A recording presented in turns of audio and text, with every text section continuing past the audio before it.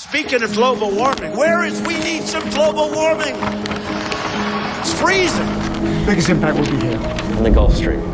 Because today as well, there are some societies that have already collapsed. And it often happens right after things appear to never have been better. There are also societies today that may be close to collapse, such as Nepal, Indonesia, and Colombia. What about ourselves? What is there that we can learn from the past that would help us avoid declining or collapsing in the way that so many past societies have? Great civilizations are not murdered. Instead, they take their own lives. So concluded the historian Arnold Toynbee in his 12-volume magnum opus, A Study of History. It was an exploration of the rise and fall of 28 different civilizations. He was right in some respects. Civilizations are often responsible for their own decline. However, their self-destruction is usually assisted. Before we begin, make sure to smash the like button, subscribe to our channel, and click the notification bell for more amazing videos. Collapse can be defined as a rapid and enduring loss of population, identity, and socioeconomic complexity.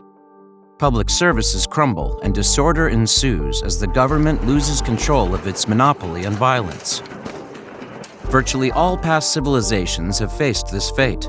Some recovered or transformed, such as the Chinese and Egyptian. Other collapses were permanent, as was the case of Easter Island. Sometimes the cities at the epicenter of collapse are revived, as was the case with Rome. In other cases, such as the Mayan ruins, they are left abandoned as a mausoleum for future tourists. When climatic stability changes, the results can be disastrous, resulting in crop failure, starvation, and desertification. The collapse of the Anasazi, the Tiwanaku civilization, the Akkadians, the Mayan, the Roman Empire, and many others have all coincided with abrupt climatic changes, usually droughts. Climate change sparked the political and economic turmoil that hastened the collapse of formerly prosperous civilizations in regions such as Greece and Syria towards the end of the 13th century BC, a new study has found. Dr. Jason Ure from Harvard University said, "When we excavate the remains of past civilizations, we rarely find any evidence that they made any attempts to adapt in the face of a changing climate. I view this inflexibility as the real reason for collapse." Ancient civilizations fall. The fabled city of Ubar. Documentary filmmaker Nicholas Clapp has heard stories about a lost settlement in the Arabian desert that was once teeming with riches. At some point, many centuries ago, Ubar had disappeared into the sand, and Clapp wondered if he might use NASA's spacecraft to look for it. Using Clapp's historical research as a guide, a team used the Space Shuttle Challenger to take images that allowed them to detect ancient tracks in the desert. Some of the roads ran beneath modern sand dunes, but all of them converged on a central point, in southern Oman in the Middle East. There, archaeological excavations showed that the team had indeed located a site that matched some descriptions of the legendary Ubar, which it turned out had actually been an important water source and a desert outpost where camel caravans assembled to transport frankincense. As scientists dig into these sites, they are turning up evidence that changes in climate, both large and small, are at least partly responsible for the rise and fall of many ancient civilizations. Even though Ubar is now located in one of the driest places on Earth, the region was once much wetter and underground water sources were plentiful. Ubar disappeared when water levels dipped so low that a sinkhole formed and enveloped the outpost. The Egyptian Kingdom. An Egyptian kingdom, likewise, collapsed during an extended drought 4,200 years ago. Droughts have also been linked to the fall of the Maya around 900 AD and the demise of the spectacular Cambodian city of Angkor in the early 1400s. The Mayan civilization. The Maya civilization was ultimately doomed by a period of severe climate change, and the drought was one of the causes of the collapse. How climate change led to the fall of ancient civilization. Now, there is a new mathematical method that shows how climate change led to the fall of ancient civilization. A Rochester Institute of Technology researcher developed a mathematical method that shows climate change likely caused the rise and fall of an ancient civilization. In an article recently featured in the journal Chaos, an interdisciplinary journal of nonlinear science, Nishant Malik, assistant professor in RIT's School of Mathematical Sciences, outlined the new technique he developed and showed how shifting monsoon patterns led to the demise of the Indus Valley Civilization, a Bronze Age civilization contemporary to Mesopotamia and ancient Egypt. Malik developed a method to study paleoclimate time series. There are several theories about why the Indus Valley civilization declined, including invasion by nomadic Indo-Aryans and earthquakes, but climate change appears to be the most likely scenario.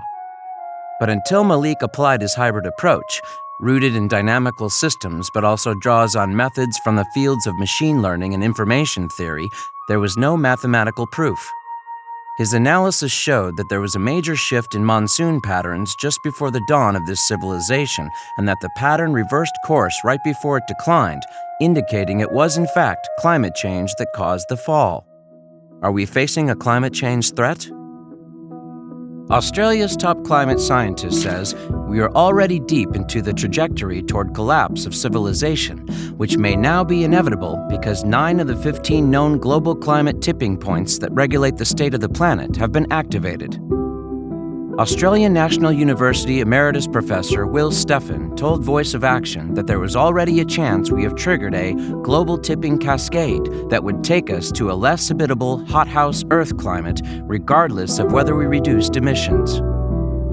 Steffen says it would take 30 years at best, more likely 40 to 60 years, to transition to net zero emissions, but when it comes to tipping points such as Arctic sea ice, we could have already run out of time.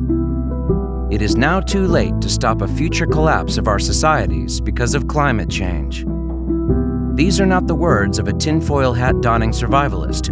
This is from a paper delivered by a senior sustainability academic at a leading business school to the European Commission in Brussels earlier this year.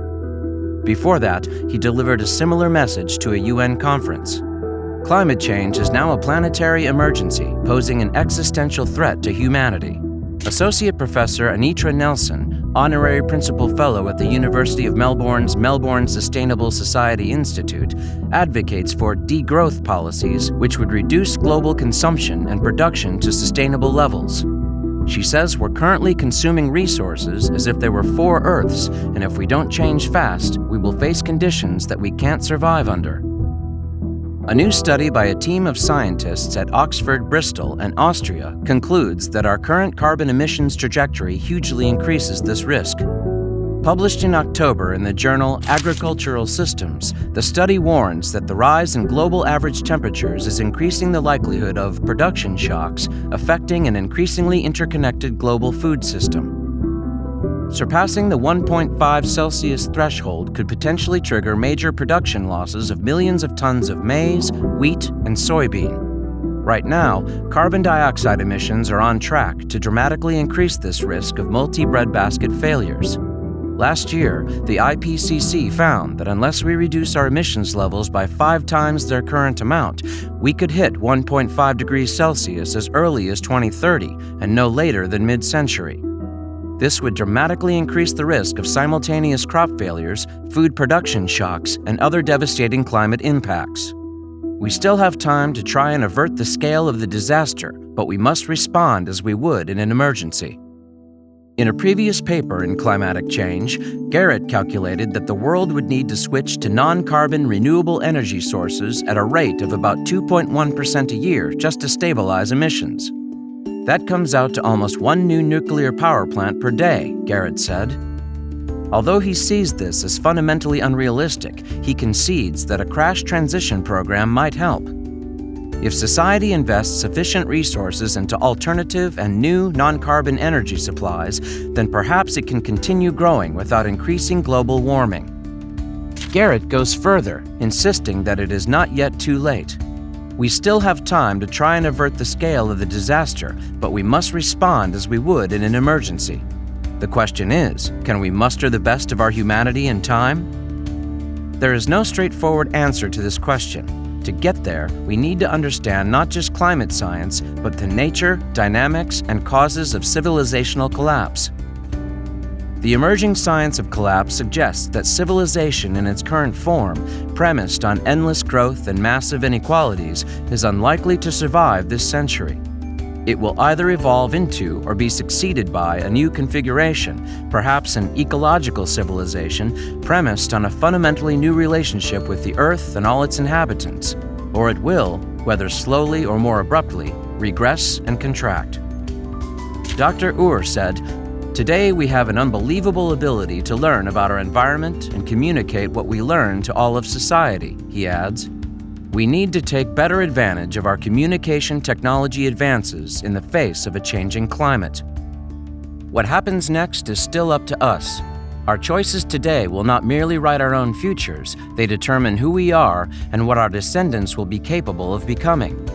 As we look ahead, this strange new science hints to us at a momentous opportunity to become agents of change for an emerging paradigm of life and society that embraces, not exploits, the Earth. Because doing so is now a matter of survival.